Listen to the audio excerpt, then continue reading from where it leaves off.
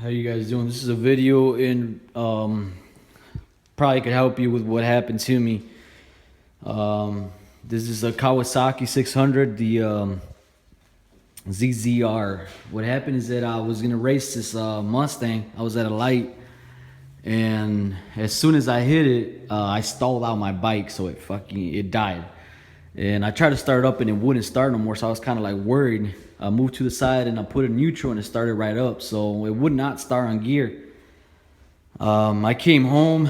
I bought the bike just a little bit ago, and I knew what it was. And there's a switch here, which just senses that you're pressing your clutch pretty much. Once you press it, it'll let this little thing out. And then that way you could start it on gear. If not, then you have to just go on neutral, and it would tell it that it's on neutral and it'll let it start right up.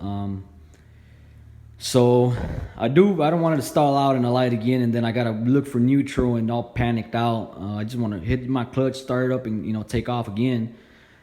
So what you got to do is pretty much you got to take this piece off. The wire is right here. You have to take your clutch off the handle in order to get it out. So it's pretty much just two screws on here. I came over here, I looked at it, I tried to take it off, and they're already messed with. So it looks like somebody before tried to take it off and it was not able to do it. So what I'm gonna do is I'm just gonna cut the sides. I can repair it and just probably, put some on it or something, but now I'm just gonna order a new one. Just order some new screws and everything, and replace the part. But you could also open them and just clean them. Sometimes they get corroded and they'll work right up. So it's only got like probably 3 of these. 1, 2, 3. So yeah, so you just clip them off. The top will come right off. Just clean it off, put it back together, and it should work again. It's probably just corroded. But that was the problem, and then it's gonna fix it. Once you change that, you're gonna hit your clutch and start your bike right up.